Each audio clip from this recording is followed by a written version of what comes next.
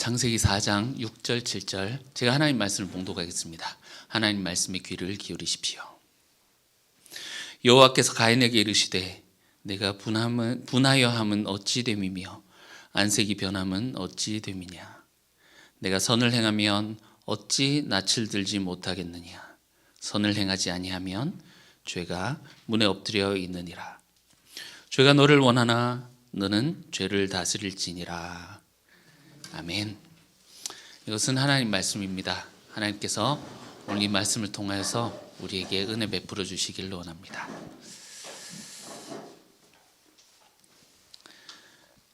지금 이제 동산에서 쫓겨나서 동산 밖에서 일어나고 있는 일을 우리가 보고 있습니다. 이들이 처음 맞닥뜨린 이 세상에서 지금 가인에게 큰 위기가 찾아왔습니다. 하나님이 왜 아벨의 제사는 받으시고 가인의 제사를 받지 않으셨는지 우리가 정확히는 알 수 없습니다. 그리고 또한 그들이 하나님이 이것을 어떻게 받으셨는지 안 받으셨는지, 연락되었는지 그렇지 아니한지 어떻게 알았는지도 정확하게 알 수는 없습니다. 그렇지만 지난주에 우리가 행간 읽기를 통해서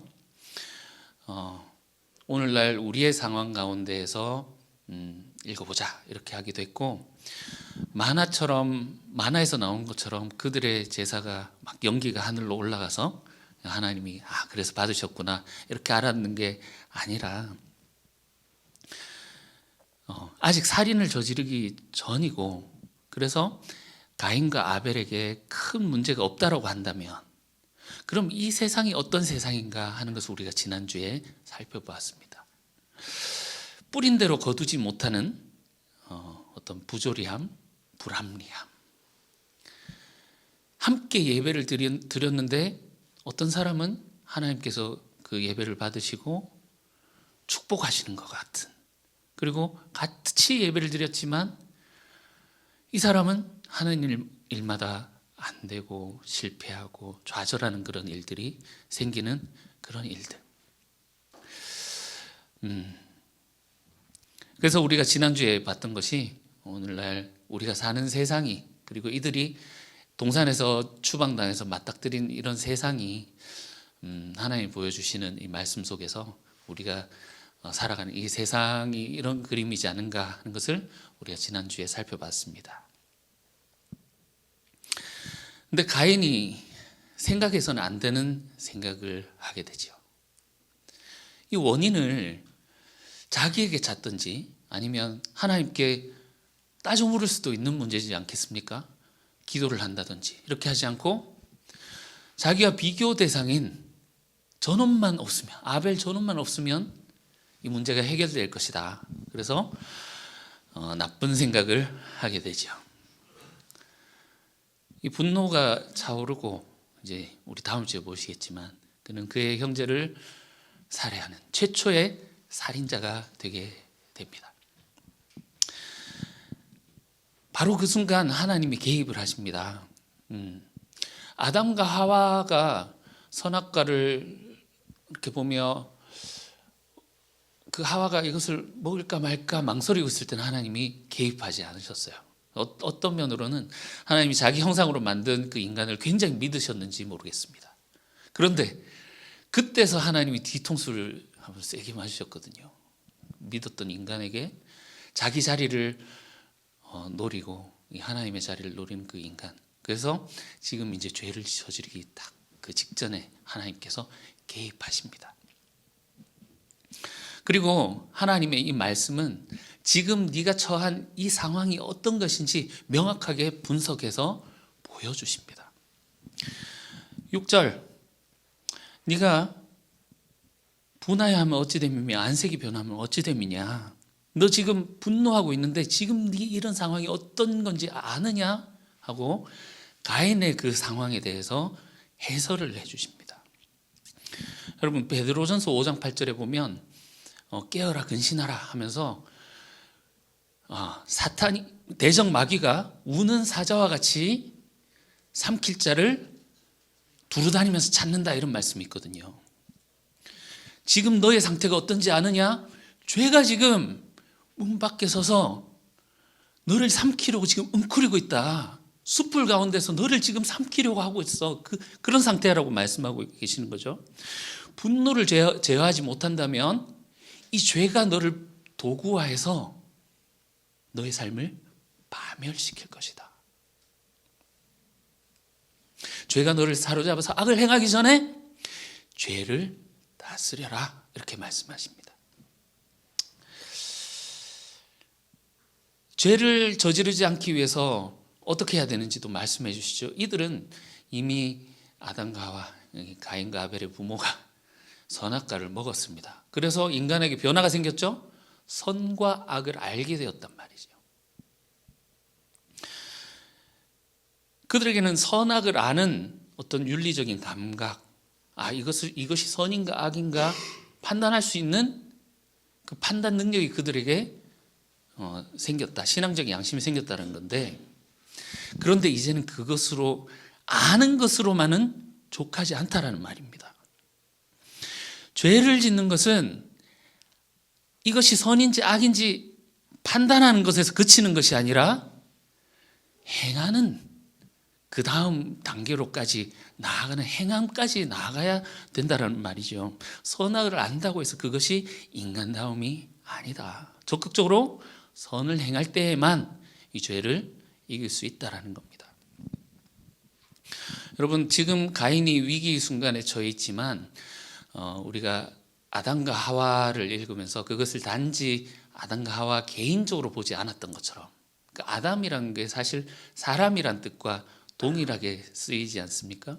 그것처럼 여기 가인은 지금 가인 개인이라기보다는 또한 우리 인류의 대표로 지금 하나님의 말씀을 받는 이 자리에 있다는 겁니다.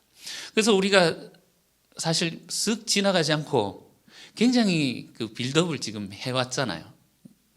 잘라서 읽고 또 그 가인이 얼마나 그 부모의 기대와 사랑 가운데 출생했는지, 그리고 이 가인이 가지고 있었던, 우리가 가인에게 가지고 있었던 이 편견을 벗고 보자 하고, 그렇게 보면 어쩌면 세상이 잘못된 것이 아니냐까지 우리 지난주에 그렇게 설교를 하면서 봤었는데,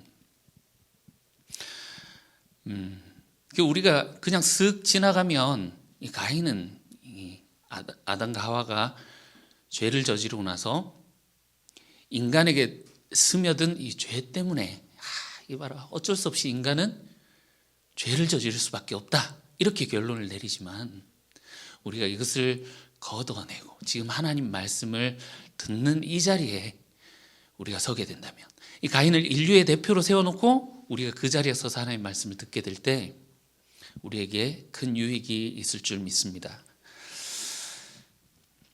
이 가인을 인류의 대표로서 세워놓고 보면 또 하나님이 이 세상이 어떤 모습인지 또 보여주시는 것이 우리가 이 본문에서 또한 읽을 수 있습니다. 동산에서 누가 유혹을 했죠? 뱀이 유혹을 했습니다. 하와에게. 뱀이 어디 있었습니까? 밖에 있었죠? 밖에서 하와에게 이렇게 잡사봐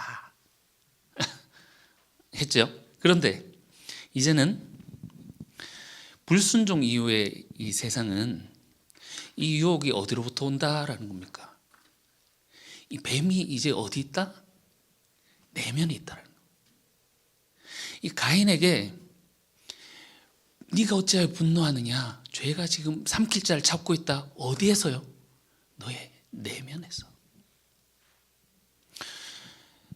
이 악이 내면화되어서 인간 내면에 있다라는 겁니다. 이 에덴 동산의 그 먼 이야기가, 신화와 같은 그 이야기가 점점 역사에 가깝게, 우리가 사는 세상에 가깝게 이야기가 진행된다고 우리가 보고 있고 알고 있습니다. 이제 뱀은 밖에 있는 것이 아니라 우리의 내면에서 작용을 합니다. 죄가 여기 있구나라는 거죠. 이 문 앞에 엎드려 있는 이 맹수의 모습으로 배고파서 삼키려고 웅크리고 있는 이 모습으로 죄가 엎드려 있습니다. 그런데 하나님 뭐라고 하시죠? 이 죄를 다스려라 이렇게 얘기를 하십니다. 죄를 다스려라. 우리가 성경을 읽을 때 너무 신학적으로 교리적으로 읽는 경우가 있어요. 하나님 기독교 강요 안 읽어보셨습니까? 거기 인간은 절대 무능, 선에 있어서는 성악설, 그죠? 인간은 선을 행할 수 있는 요건이 전혀 없음. 그런데 하나님이 뭐라고 하십니까? 죄를 다스려라 이렇게 말씀하시죠. 그럼 우리가 다스릴 수 있다는 겁니까? 없다는 겁니까? 있다라는 말이죠. 이 성경은 세상에 관한 이야기입니다. 인간의 본성이 어떤 것인지, 그래서 이 세상이 어떤 세상인지, 특히나 이 창세기 1장에서 11장에 보여준 이 원역사 가운데 그 세상의 원리나 세상의 모습에 대해서 너무나도 잘 그려놓고 있는 겁니다. 우리 지난주에 보셨던 것처럼 이 세상이 원래 불공평하다. 그래서 이 차별을 받고 있는 것 같은 가인의 상황. 아벨은 하나님 받아들이시는데 왜 나의 제사는 받지 아니하시는가? 나는 버림받은 것 같은 그런 상황. 죽이고 싶을 정도로 분노가 일어나기도 합니다. 그런데 네가 이 분노에게 너를 내어준다면 그것은 너를 집어삼키고 너와 세상을 파괴하게 될 것이다. 하나님 말씀하신 거죠. 너는 거기서 죄를 극복해야 된다 말씀하는 겁니다.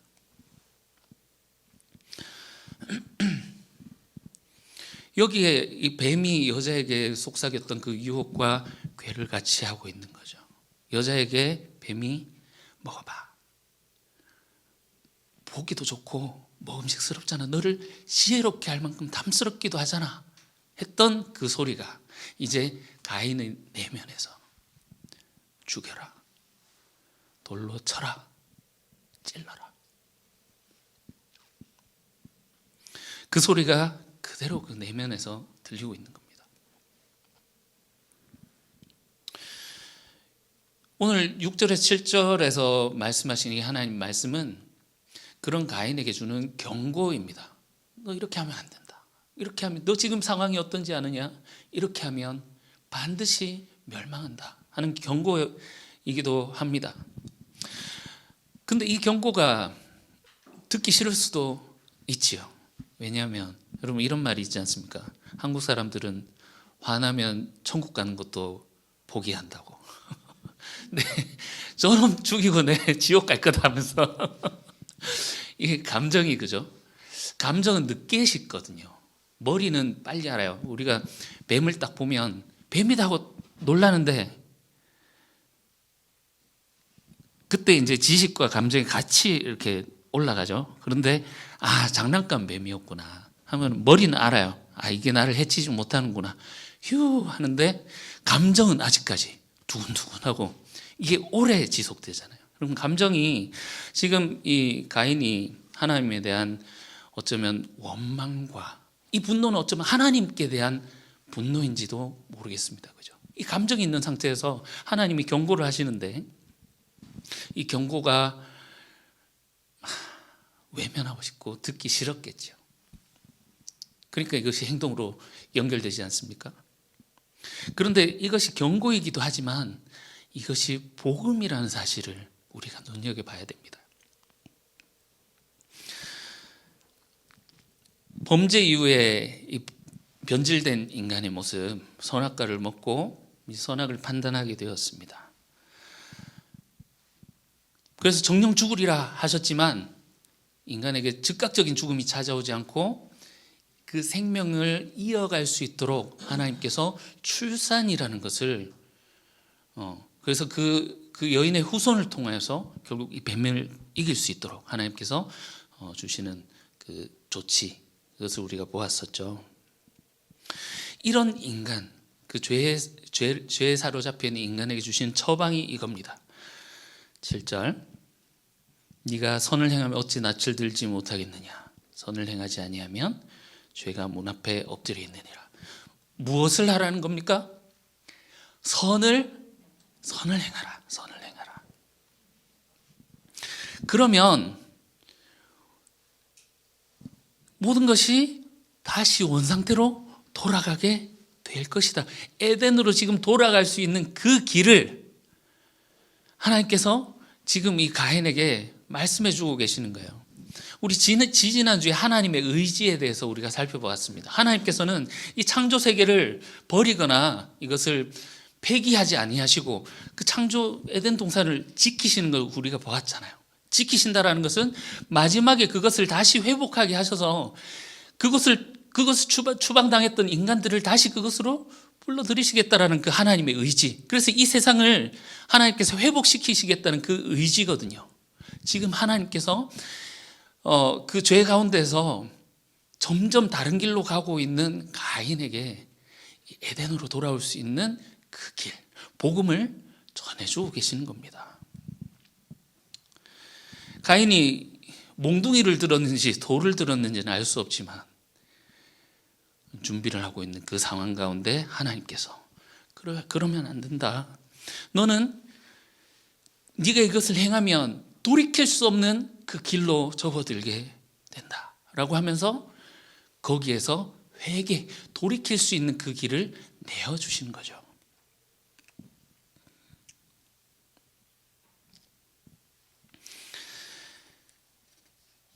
이 가인이 어떻게 되는지, 가인의 마지막이 사실은 의아하기도 합니다. 우리는 이제 다음 주에 이어서 좀 자세히 살펴보실 것이, 하나님이 선을 행하라라고 하시는데 이 선의 의미가 무엇인지, 그리고 하나님이 보면 가인을 용서해 주는 것 같아요. 우리 생각에 이 형제를 살해한 이 가인을 하나님께서 직접 개입하셔서 그렇게 할 정도면 바로 막 기사대기 정도가 아니고 그 자리에서 그의 생명을 데리고 가셔야 할 것 같은데 말이죠. 오히려 나를 죽이려는 자들이 두렵습니다 하니까 그들로부터 보호하겠다라고 하는 그 인을 그의 이마에 이렇게 새겨주신단 말이죠. 그래서 이것이 또 어떤 의미인지 우리가 차츰차츰 이제 보게 되실 테지만, 어쨌든 오늘 말씀의 핵심 포인트는 선을 행하라 라는 것입니다. 선을 행하라. 너무 빨리 6장 5절로 가면 안 돼요. 6장 5절 보시면 하나님이 노아의 방주, 그 홍수로 심판하시기 전에 사람의 마음에 그의 마음으로 생각하는 모든 계획이 악할 뿐임을 보시고, 야, 너희들 마음에서 나오는 것이 악함밖에 없구나. 그래서 이 땅 위에 사람 지으심을 한탄하사 한번 대청소 한번 해야 되겠다 하면서, 우리가 이것을 슥 빨리 지나쳐 버리면 우리가 이것을 교리적으로 인간은 원래 나면서부터 마음의 생각이 악하고 그 성악설 막 이런 거 있잖아요. 그래서 인간 봐봐, 태초에 그 인간이 이 죄를 짓고 추방된 인간은 살인할 수밖에 없어 하면서 어떤 면으로 가인에게 면죄부를 지어준단 말이에요. 그렇지, 인간은 이럴 수밖에 없지 하고 면죄부를 지어주지만 너무 빨리 가기 전에 지금 이 살인을 저지르기 바로 그 직전의 상황, 그 가인은 선을 행할 수도 있고 죄로부터 삼킴을 당해서 악을 행할 수도 있는 그 상황에 있다라는 겁니다.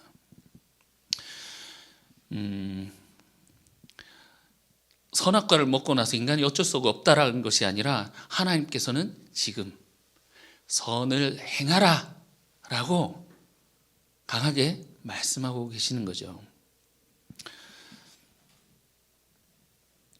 죄를 다스릴 수 있다. 그래서 그 6절 7절을 우리가 하나님이 지금 경고하시는 그런 걸로 봤지만, 또한 이것은 하나님의 시험이기도 합니다. 하나님의 시험이기도 합니다. 신명기 8장 2절을 보시면, 신명기가 이제 가나안 땅에 들어가기 전에 모세가 백성들을 모아놓고 다시 신자, 명령 명자, 기록할 기자죠. 그래서 들어가기 전에 이 백성을 다시 이제 교육시키고 하나님의 명령을 다시 이제 상기시키는 그런 신명기입니다. 거기서 이렇게 이야기를 합니다. 이 40년 동안에 광야길을 걷게 하셨지 않느냐. 그 이유를 하나님이 어떤 분이시다? 하나님은 너를 낮추시며 너를 시험하사 내 마음이 어떠한지 그 명령을 지키는지 지키지 않는지 알려 하심이라. 하나님 어떤 분이시라고요? 시험하시는 분이시다. 하나님은 시험하시는 분이시다. 그래서 지금 이 가인은 시험대에 올라와 있는 거예요. 지금 분노로 가득 차서 저 자식 죽일까 말까 하는데 하나님 말씀하시죠. 네가 이 상황 가운데에서 어떤 것을 따를 것이냐. 지난주에 이 아담과 하와가 추방당하고 나서 처음 만난 세상이 이런 세상이 아닐까 하고 보았습니다. 모든 인류가 이 시험대 앞에 놓여져 있는 겁니다. 이 세상이 에덴 동산처럼 공평하거나 심은 대로 나오는 그런 것이 아니라는 겁니다. 불공평한 세상이죠. 부자들이 자기 권력 가지고 있는 자들은 더욱더 그 돈을 불려서 더 잘 살고 더 잘 되고 법도 요리조리 피해 나가는데 없는 사람들은 더 당하고 온갖 착취와 온갖 문제투성이 가운데 살아가지 않습니까? 때로는 우리가 정말 감당할 수 없는 문제들을 겪고 우리가 하나님 어디 계십니까? 하나님 왜 나를 버리십니까? 하고 기도를 할 만큼 그런 어려운 문제를 겪기도 합니다. 그런데 이 가인에게 하나님이 시험하신 것처럼 하나님 묻고 계신 거죠. 네가 그것을 참고 선을 행할 수 있겠느냐.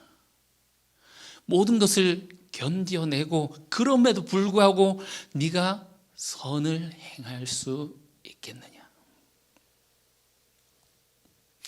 창조 질서를 회복하는 그 하나님의 그 의지를 보고 그 의지와 만나서 하나님의 그 사역 가운데 하나님의 일 가운데 네가 그 길을 계속 갈 수 있겠느냐. 지금 화내고 있는데 잠깐 화 좀 그만 내고 어떤 길을 갈 것이냐 지금 묻고 계신 거죠. 여러분 여기에 우리가 믿음으로 반응을 해야 되는 것입니다. 하나님이 보여주신 현실이 그거지 않습니까? 화가 난다고 이 불공평한 세상 부조리합니다. 하나님 이게 도저히 이 세상은 뒤집어 엎어야 됩니다 하면서 막 화가 나 있는 이 가인처럼 씩씩거리다가는 죄가 너를 삼켜서 너를 잡아먹을 것이다. 지금 그 현실을 보여주시는 거죠. 그래서 너는 파멸의 길로 가게 될 것이야 말씀하시는 겁니다. 여러분 인간의 존재를 성경이 보여주고 있는 것들 중에 여러 가지 심상이 있는데요. 바울은 인간은 무기다 이렇게 이야기를 합니다. 인간은 무기다. 하나님이 그렇게 만드셨어요. 여러분 터미네이터 영화를 보셨습니까? 갑자기 이름 생각이 안 나네. 주인공 아놀드가 쫙 멀리서 오잖아요. 그 사람하고 똑같이 생겼는데 알고 보니까 기계였어요. 기계. 미래에 무슨 코퍼레이션이더라. 미래에 있는 그 기계 군단이 그 저항군인 인간 리더를 죽이려고 보낸 거였죠. 그런데 그 똑같이 생긴 아놀드가 2편에서는 그 주인공 존 코너를 죽이려고 온 것이 아니라 보호해 주려고 옵니다. 그죠? 똑같이 생긴 사람인데 기계인데 주인이 누구냐에 따라서 하는 일이 완전히 달라지잖아요. 여러분 엄청난 무기고 병기이지 않습니까? 로마서 6장에 보시면 바울이 이렇게 이야기를 합니다. 예수님의 죽으심의 의미, 예수님이 죽으시고 우리를 모으셔서 우리를 회복시키게 하신 그 의미가 무엇이냐? 그가 죽으심은 죄에 대하여 단번에 죽으시며, 인간을 지금 지배하고 있는 인간이라는 무기의 지금 주인이 죄였는데, 죄에 대해서 죽으시고 어떻게 하신다고? 하나님에 대하여 살아나신다. 그래서 그의 주인이, 죄의 주인에서 죄를 섬기는 인간이 인간의 주인은 죄였지만 예수님이 죽으심으로 말미암아 죄의 지배로부터 끝을 내시고 부활하셨잖아요. 다시 살아나실 때 하나님을 주인으로 모시는 하나님의 사람으로 다시 살아나셨다라고 얘기를 하는 거고요. 그래서 13절을 보시면 너희도 그래서 그리스도를 본받으라 라고 이야기를 하면서 너희의 지체를 불의의 무기로 주지 말고, 죄에게 주지 말고, 그래서 다시 살아난 자와 같이, 예수님과 같이 하나님께 드리며 너희를 의의 무기로 누구에게 드려라? 하나님께 드려라. 지금 너희가 섬기고 있는 주인이 죄라면 지금 그 자리에서 바로 벗어나서 예수님처럼 죽고 다시 살아나서 너희의 주인이 누구로 바뀌어야 된다? 하나님으로 바뀌어야 된다. 여러분, 우리는 무기입니다. 선을 행하라라고 하시는데, 선을 행하지 않으면 우리가 무색무취 그냥 가만히 있는 평범한 사람이 아니라, 선을 행하지 아니하면 죄의 무기가 되어서 결국은 사람을 죽이게 되는, 가인과 같은 자리에 서게 된다라는 거죠. 우리는 불의의 무기이거나 의의 무기이거나 둘 중에 하나라는 겁니다. 아까 3장 15절에서 하나님의 그 말씀을 우리가 곱씹어 봤습니다. 창세기 3장 15절에 내가 너로 여자와 원수가 되게 하고 후손도 여자의 후손과 원수가 되게 하겠다. 이것을 뱀에게 지금 하시는 말씀이지만 여자의 후손에게 하시는 말씀을 우리가 다시 읽어본다면, 너는 뱀의 후손과 원수가 되어야 돼. 그리고 너는 결국 그 뱀의 머리를 밟아야 돼 하는 하나님의 복음의 말씀입니다. 여러분, 이 뱀은 인류가 싸워야 되는 적이라는 거죠.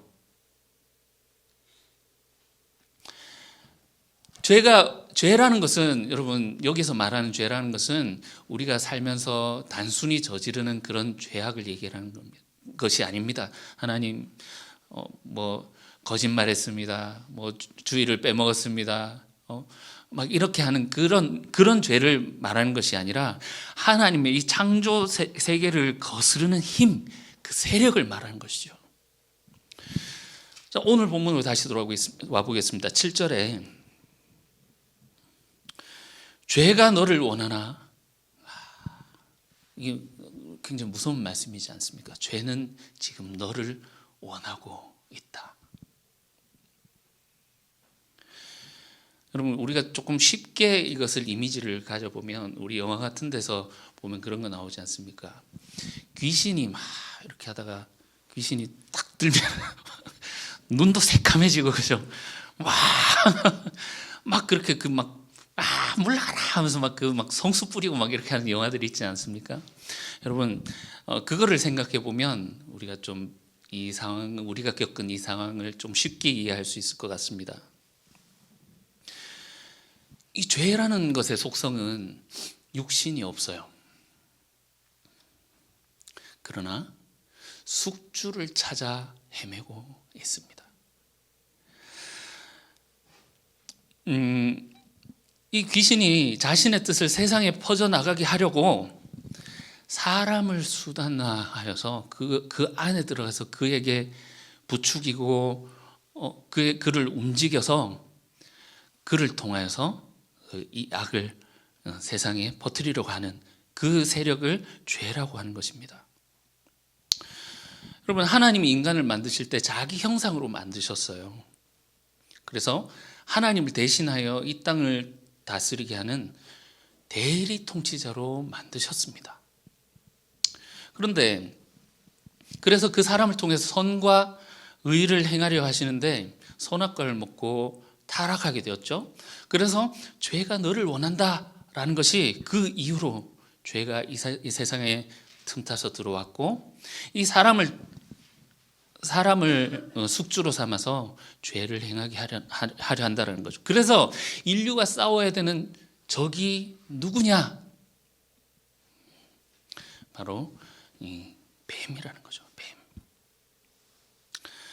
그래서 바울이 이야기를 하는 것이 우리는 의의 무기다. 하나님으로부터 하나님을 주인으로 삼고 하나님 뜻대로 행하면서 살아갈 때 이 뱀의 세력을 무찌르고 이 세상에 하나님의 그 의와 공의와 사랑을 이 땅 가운데 행하고 하나님 나라를 만들어야 되는 우리는 하나님의 무기다라고 바울이 이야기를 하는 거죠. 우리는 하나님의 선한 무기가 되어야 되겠습니다. 악이 우리를 통해서 행하는 악의 무기가 되면 그 끝은 멸망임을 우리가 알고 있습니다. 그래서 오늘 이 6절 7절의 이 말씀은 단지 개인에게 주시는 이 말씀이 아니라 인류 모든 사람들에게 주시는 하나님의 경고이자 복음입니다. 이 하나님의 뜻을 따라 살 때 우리가 잃어버렸던 그 낙원 에덴으로 다시 돌아갈 수 있는 그 길이 열리게 된다라는 겁니다. 하나님이 답을 내려주고 있죠. 어떻게 우리가 에덴 동산으로 가서 생명나무를 다시 먹을 수 있을까? 하지만 하나님이 답을 알려주시고 있습니다. 어떻게 살아라고요? 선을 행하라. 우리는 이 세상을 살면서 이 세상에 그 합리적이지 못한 것들 그리고 부조리한 일들 때문에 가인처럼 분노하고 화를 내기도 합니다. 그런데 그 감정이 나오는 대로 계속 흘러가게 되면 죄는 옳다구나 하면서 너를 잡아먹을 것이다 라고 하나님께서 경고의 말씀을 주시는 겁니다. 너는 죄의 노예가 되어서 악을 행하게 되는 그 행동을 하게 될 것이다. 왜냐하면 이 죄는 육신이 없기 때문에 육화하고 싶어 하거든요. 행동할 몸을 필요로 한다. 그 숙주를 필요로 한다라는 것을 우리가 알아야겠습니다. 그래서 너는 그 죄를 억압하고 그 죄를 다스려라 이렇게 말씀하시니 우리가 그 명령에 따라 행하는 것이 마땅하겠습니다. 그 영성에서 굉장히 중요한 주제 중에 하나가 있습니다. 자극과 반응에는 간격이 있다라는 겁니다. 얘기를 혹시 들어보셨습니까? 한번 따라해 볼까요? 자극과 반응에는 간격이 있다. 예. 이게 무슨 말이냐면 우리가 세상에서 오는 이 많은 자극들이 있는데 보통 우리가 무조건적으로 반사를 해요. 거기에 대한 반응을 하게 됩니다. 야, 바보야! 이러면, 으씨, 내가 왜 바본데? 바로 즉각적으로 생각할 겨를이 없이 나오지만, 자극과 반응에는, 그 반응에는 간극이 있다는 것은, 바보야! 라고 하지만, 어디 개가 짖나? 하면서, 다른 반응을 우리가 선택할 수 있다는 거죠. 자극이 온다라고 해서 바로 우리가 그것에 살아가는 것이 아니라 그 간극 동안 우리는 이것이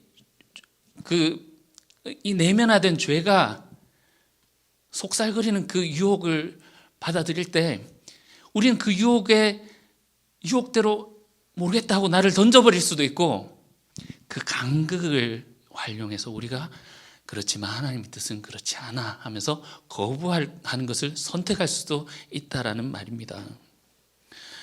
우리가 선악과를 먹은 그 인류로서 우리는 선과 악을 알게 되었죠. 그러나 아는 것에서 그치는 것이 아니라 죄를 짓지 않기 위해서는 어떻게 해야 된다? 선을 행하는데, 또한 우리의 삶은 물을 거슬러 올라가는 배와도 같습니다. 우리 히브리서 보실 때 떠내려갈까 주의하라 이랬었잖아요. 그것처럼 흐르는 물에 저항해서 노져서 올라가지 아니하면 어떻게 된다고요? 우리 가만히 놔두면 그냥 아무것도 안 하는 자가 아니라 흘러 떠내려가는, 결국은 우리의 삶을 통제할 수 없이 흘러 떠내려가 버리는 이런 삶을, 이런 인생이다라는 겁니다. 그래서 죄를 통제할 수 있는 방법은 선을 행하는 것인데, 죄를 다스려라 하시잖아요. 그래서 선을 행하는데 선을 계속 행하는 겁니다. 선을 언제나 선을 행하고 하나님의 뜻대로 행하고 할 때 우리가 이 죄를 다스릴 수 있다는 것입니다. 선을 행할 때만 이 세상에 침투한 죄를 통제할 수 있게 된다는 거죠. 그래서 우리가 이 세상을 알고 또한 우리의 존재를 알고 알 때 하나님께서 우리에게 바라시는 우리의 참된 삶이 무엇인지 온전히 알 수 있고, 거기에서 우리가 죄에 의해서 죄가 원하는 대로 우리가 따라 살아가는 것이 아니라 하나님 기뻐하시는 뜻대로 선을 행하면서, 적극적으로 선을 행하면서 살아갈 수 있는 우리가 되면 좋겠습니다. 그래서 이 땅 가운데 하나님이 기뻐하시는 그 창조 세계, 하나님 나라가 다시 회복될 수 있도록 우리를 통해서 하나님이 그렇게 행하시기를 우리가 기도하면서 이 땅에 하나님 나라가 이루어지기를 기도하는 저희들이 되면 좋겠습니다. 기도하겠습니다. 죄를 다스리라 말씀하시는 주님, 그리고 선을 행하라 말씀하십니다. 우리가 이 죄를 다스리지 못하고 어쩔 수 없다라고 생각하며 무기력하게 앉아 있었던 우리의 모습을 아버지 돌이켜 이제는 적극적으로 이 죄를 다스리기 위하여 선을 택하는 우리의 삶이 될 수 있도록 도와주시고, 그렇게 선택하는 저희의 삶의 순간순간마다 하나님께서 우리에게 보여주시는 그 에덴 동산에 대한 희망과 소망을 우리에게 더하여 주시옵소서. 주님 나라를 우리를 통하여 이룰 수 있도록 주님 도와주시옵소서. 예수님 이름으로 기도합니다. 아멘.